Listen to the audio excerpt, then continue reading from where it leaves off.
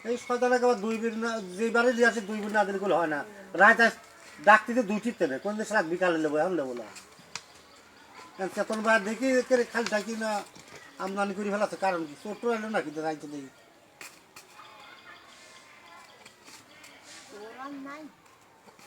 না বাবা আমার গরু আছে এই জন্য রাস্তার সাথে